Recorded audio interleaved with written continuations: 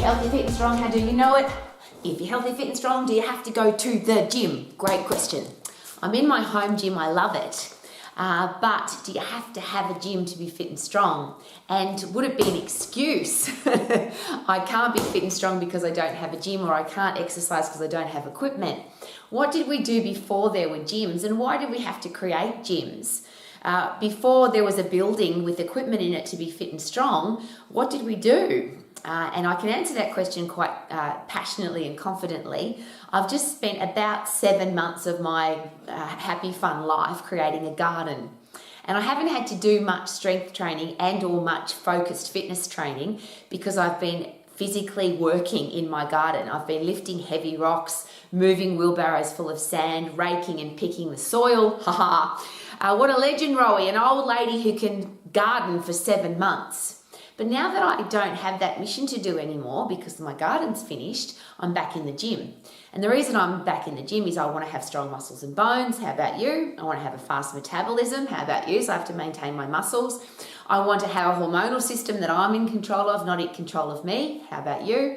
I want to have a body that burns up everything I put into it, and I want to have a stack of energy, and I want to live my life with enthusiasm and excitement for life. And that all happens, of course, when we're fit and strong.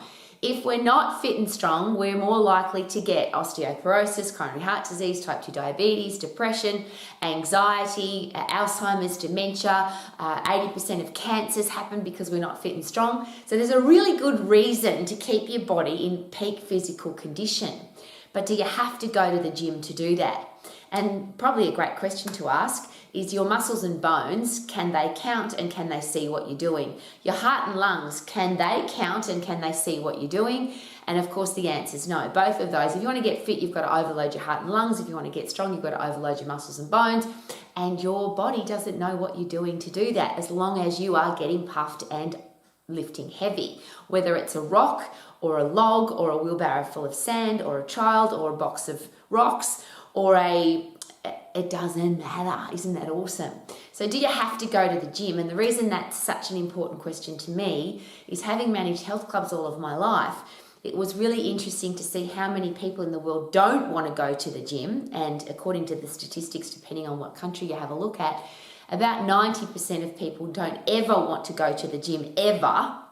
And even the 10% of people that do go, is it possible that they don't go all the time? And or are there people that have gym memberships and don't go at all?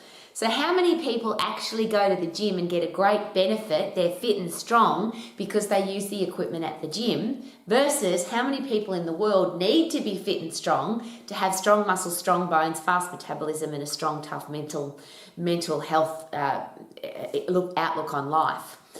So what do we need to do? I'm an exercise professional and I'm getting to the point now I don't even want to call myself that. Because when people think about exercise, they tend to think about I have to go to the gym.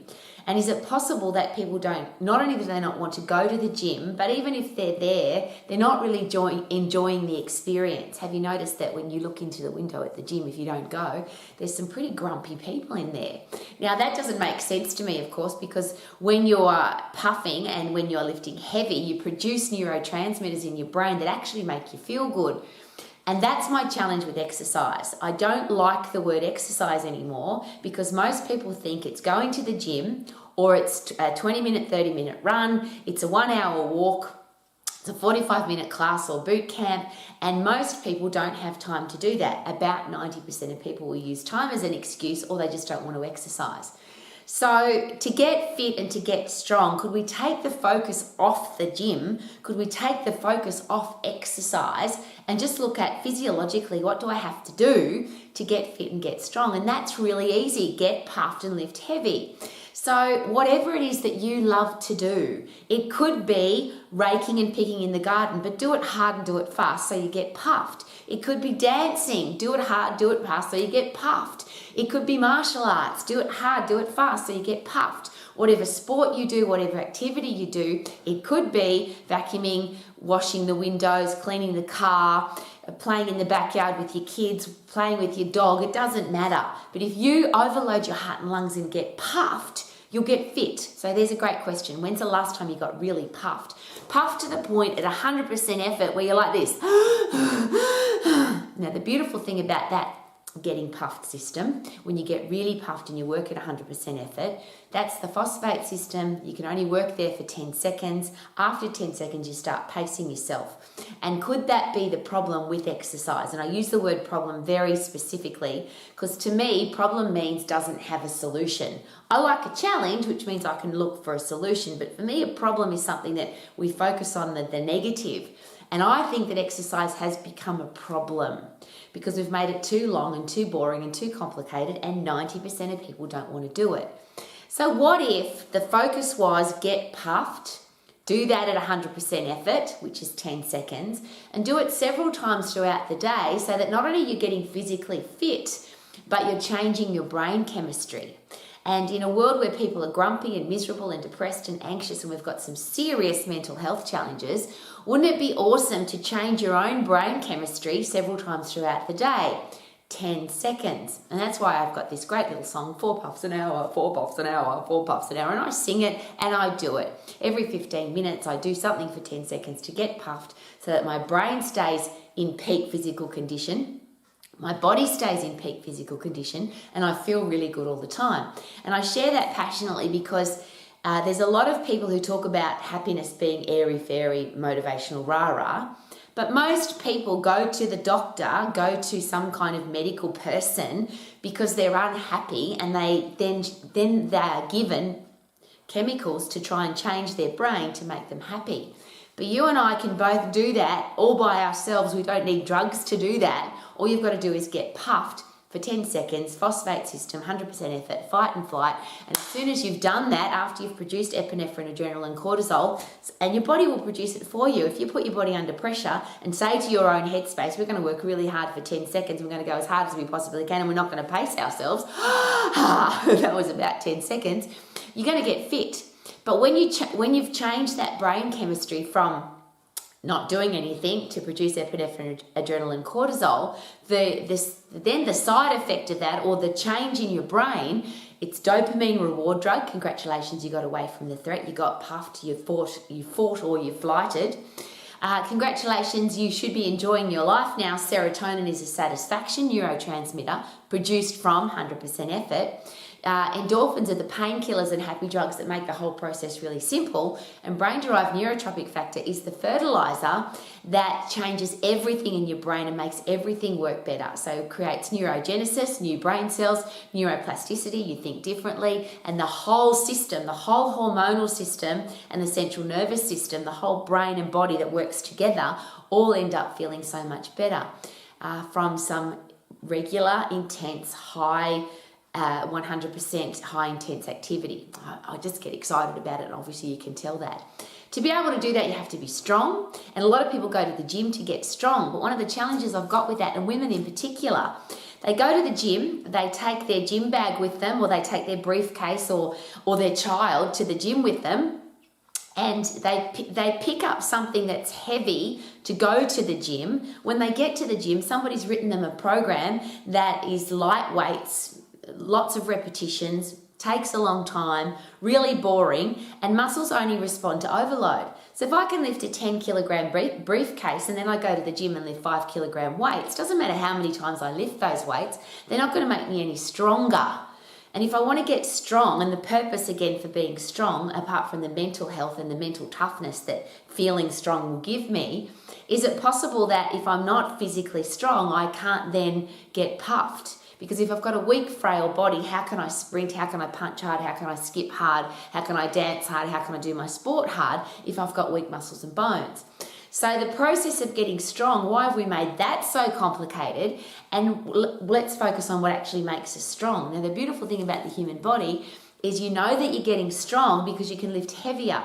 Not do it more times, not go more often, not do more exercises, just whatever I'm doing, if I use every single muscle and bone, ligament, tendon and joint in my body, I overload them. When I come back next time, because I've recovered from my workout, regenerated my muscles from my workout, and then super compensated, which means I've gotten stronger, every time I lift something heavy, I should be able to next time lift something heavier.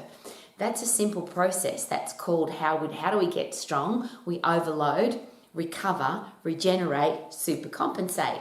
So this whole complicated business of how many reps and how many sets and how many exercises and how many days a week, nobody can really give you an answer to that because they don't know your body.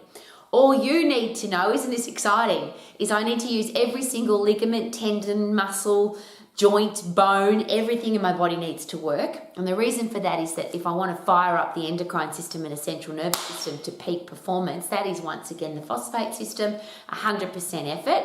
If I work at 100% effort, I get 100% result, I get 100% strong. That takes 10 seconds, which means how many exercises do I need to do?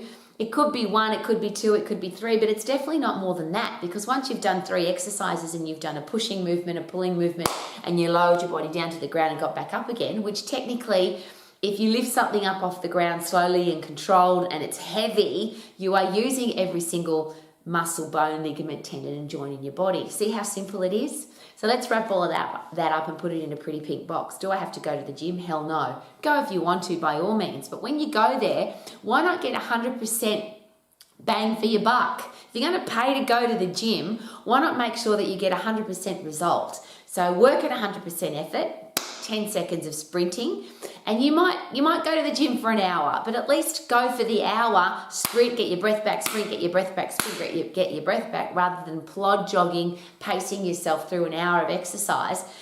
The body doesn't respond to that. Your body responds to 100% overload to get the brain change, the neurochemistry change, the neurogenesis, the things that make your body feel good, look good, and help you to overcome challenges and be the amazing human being that you want to be. I call that living your life to the max.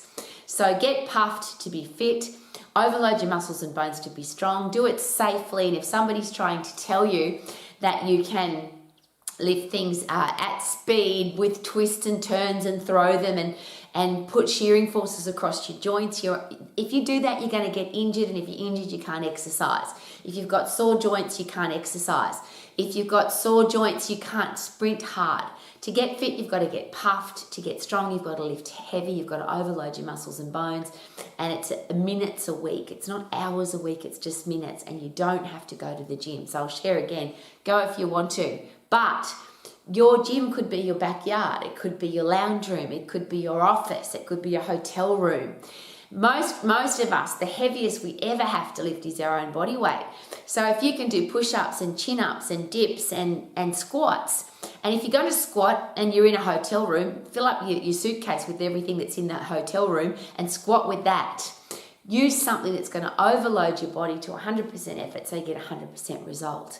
If you're going to live your life to the max, live it to the super max. Live your life to the max by being fit, being strong, and having a body that can help you do all the things that you want to do. Thank you for coming to Romax. My name's Rowie. I love being healthy, fit, and strong. And I'd love you to be healthy, fit, and strong too. Super duper doo. How are you? I'm sure you are healthy, fit, and strong. Woo!